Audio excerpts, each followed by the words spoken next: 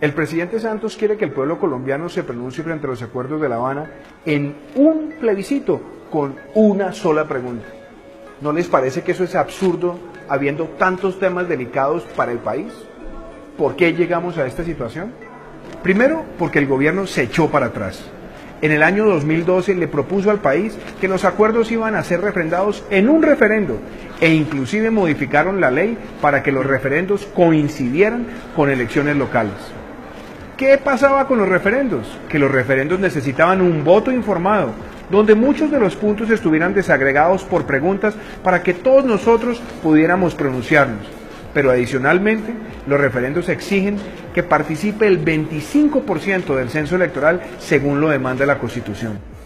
Como el gobierno se dio cuenta que no tenía la capacidad ni las mayorías ciudadanas para sacar eso adelante y que un voto informado desagregado por puntos implicaba que los ciudadanos pudiéramos decir lo que no nos gusta de los acuerdos, decidió cambiar y ahora nos propuso un plebiscito. ¿Por qué? Porque podía modificar la ley, pero el plebiscito tiene muchas trampas.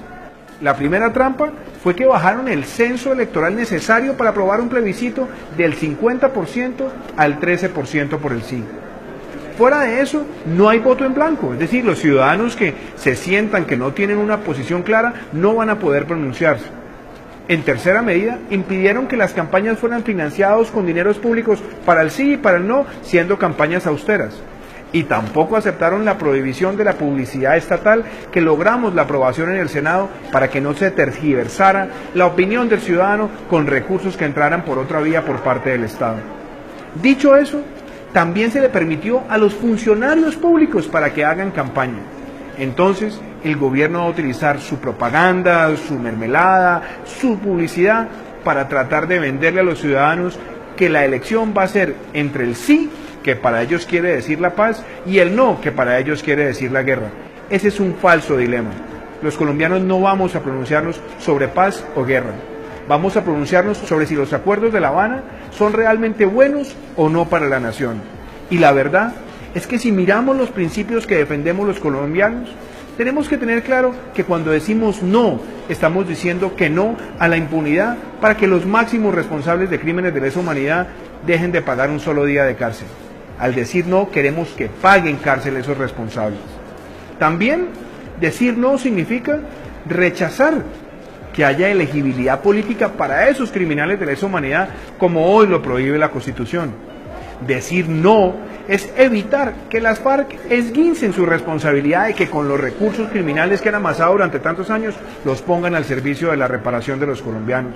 Decir no es decir que los colombianos que pagamos impuestos no le paguemos la cuenta y la factura de toda la criminalidad que las FARC tienen con sus víctimas. Decir no es evitar que la Jurisdicción Especial para la Paz ponga en las mismas circunstancias operacionales y de cadena de mando a las fuerzas militares con el terrorismo.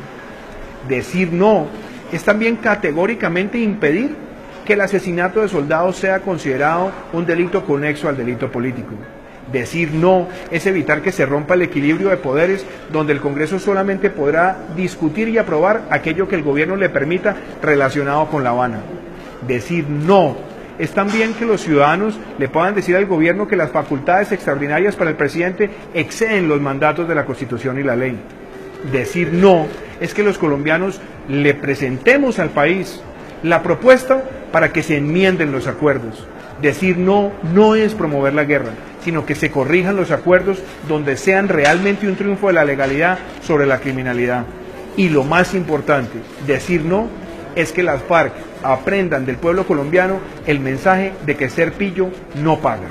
Soy el senador Iván Duque y los invito a que conscientemente entendamos que decir no no es aplaudir la guerra, sino defender la paz basada en la legalidad.